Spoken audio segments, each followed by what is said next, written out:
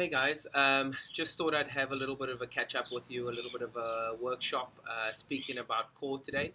As we've seen in a previous video where Jared was explaining you an abs class, he was telling you about how to work your abs and focusing on the front section of your abdominals, which is the kind of like that's where people like to focus because that's where they think the six pack, it comes from, that's where the strength comes from.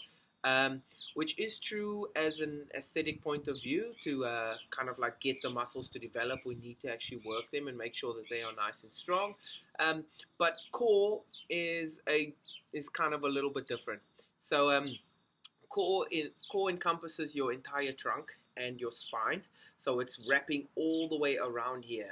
And the job of core, or the job of kind of like your more internal abdominals, is to stabilize your spine. Now, even though at the moment I've been eating lots of food and enjoying my isolation as much as I can, it don't look like I have a six-pack anymore, and I've had them in the past. But the thing is that I've had abs that looked better but weren't as strong as my core strength is at the moment. So actually at the moment I'm a lot stronger than when I was before, even though I don't look like that, and the things that I'm able to do are a lot more advanced than when I look better but was a lot weaker from there, if that makes any sense.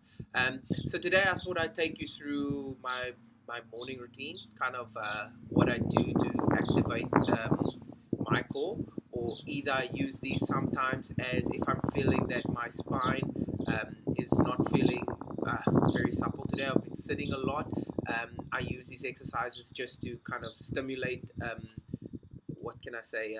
just stimulate my sensations to be able to draw my abdominals in, to be able to keep me nice and tight, and keep my core activated from there. Just before we start, I just thought I'd tell you, this comes from kind of like, I'm a Pilates instructor now, so I do Pilates and things like that. If you don't know what Pilates is, I encourage you to just Google it and check what the Pilates principles are. It's all about core.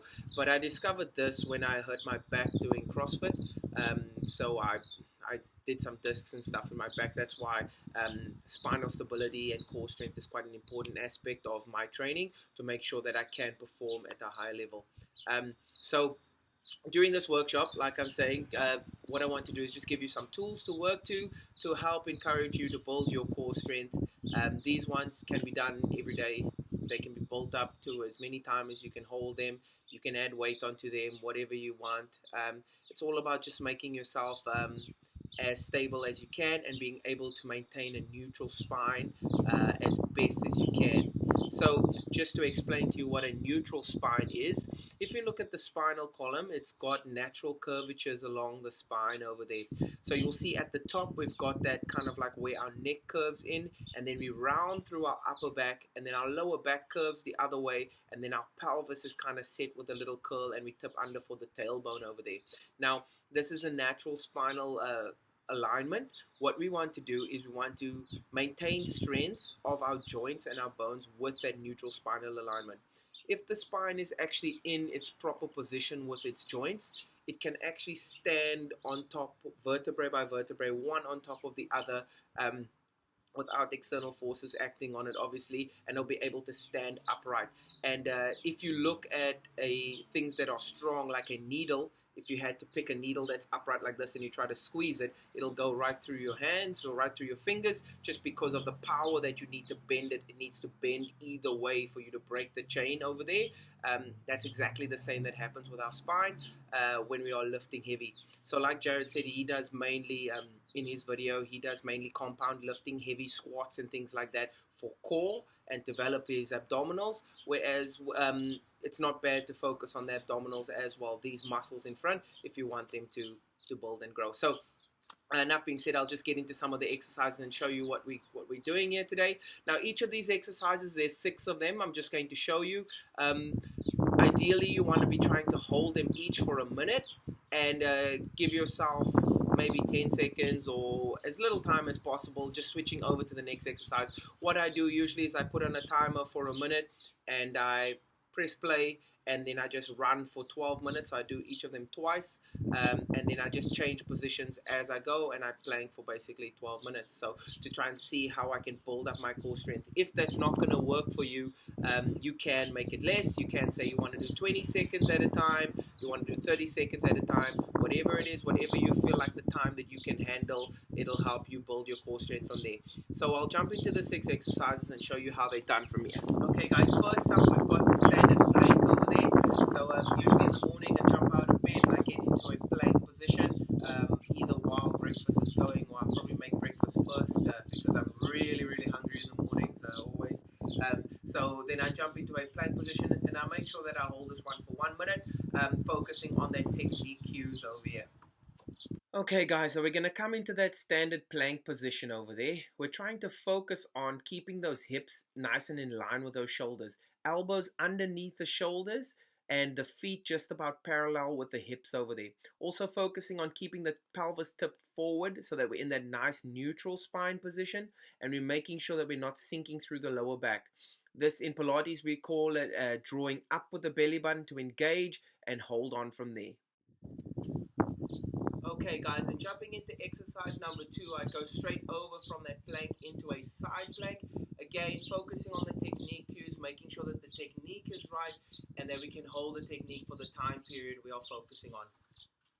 Okay, so as we get set up for the side plank over here, guys, again, making sure that the feet are together, that elbow is underneath the shoulder, and we're driving the hips up towards the top.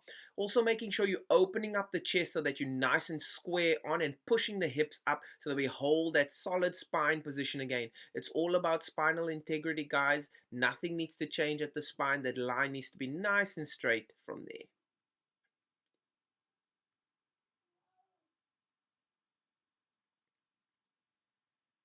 Okay, once I've done that side, I then change over onto the other side, focusing on, again, that technique and that posture, holding that pelvis nice and neutral. Okay, we're heading over onto the other side, guys. So we're just switching over again. Watch the setup over here. Feet one on top of the other. Elbow underneath the shoulder. Opening up through the chest and extending through and keeping the spine nice and tight. Remember that integrity of the spine over there. Everything stays nice and straight. And we're holding in from there. Focusing on that control. Making sure that we're nice and controlled through there. Holding it up. Not bending in the spine at all. After that, I roll onto my back and I head into a reverse tabletop. Just watch the technique points with this one. A lot of time people struggle with the stability, the flexibility, especially in the shoulders. You can take the hands wider and turn the fingers out as well to make it more comfortable for you. Okay, through the next one with the setup, the fingers are facing backwards. We're going to place the toes facing forward and we're going to lift the hips up. Opening up through the chest, and we're going to drive up as far as we can. Usually if you tighten the shoulder over here, this is going to be quite difficult and the hips are going to be sagged down. We want to try and take it up into a tabletop position, squeezing the butt and hold yourself nice and flat from there. If you're finding that the shoulder stability is limiting you over there, you can come down like I did and then drive back up. Point is to try and get the flexibility to stay up in this tabletop position. Weight is also grounded through your heels.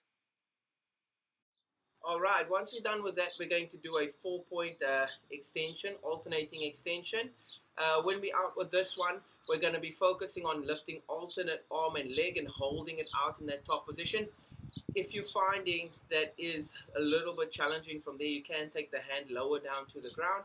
But what we're trying to focus on is squeezing the lines across the body over here, opposite butt cheek and opposite shoulder blade, to try and work with that extension. I'll show you the movement from here. Okay, heading into the next one from here into a 4-point kneeling position, knees underneath the hips, hands underneath the shoulders, and we're going to work with that alternate extension. So left arm extended, right leg back, squeezing the butt and squeezing in the shoulder to try and extend over there. Make sure we don't rotate as we try to lift to the top. This one we're going to go half and half and then change over to the other side. So whatever timing you're using, half of the time on one side and half on the other. Also that thumb is facing up towards the ceiling to open up through the shoulder blade and squeeze into your mid traps over there. Alright guys, then heading into that last one, I'm going to be doing an extension of the spine over here. So when I'm doing that Superman lying on the ground, I'm not trying to arch into my lower back. I'm trying to extend through my chest to try and raise up over here. This one is very difficult for me. This is a weaker movement for me, but I find that when I've been practicing this one quite a bit, it substantially helps with my core strength, especially in my upper back. All right, getting set up for the next one, lying down onto the stomach. We're going to extend up with the hands again, thumbs facing up, and we're going to squeeze the butt to lift the legs. Now the spine is staying again nice and neutral, and we're trying to extend through the chest and through the head or the neck over there, trying to make sure that those thumbs go up towards the ceiling. This one does make it a little bit difficult to breathe. Guys, focus on your breathing in the upper back and chest. Okay guys, so those are 6 exercises. I know they'll kind of feel kind of easy sometimes. It does get, I must say, it does feel like sometimes it's a little bit boring, like I don't really want to do them, but they can fit into any time of the day, whether it's in the evening time when you're watching some telly, lying down on the floor doing some stuff. I usually work on my mobility stuff at night, but in the morning, just to get myself started and activated, I keep using techniques like those to try and just stabilize, focus on my spine, getting ready for the day, working to turn on all that activation in my core, so that when I do start to exercise, I'm all ready to go. My spine is supported, and I can allow my limbs to then move from there. And hopefully you've picked up some tips here. If this might help you, or if those of you that have a few back issues like me, might help you a little bit.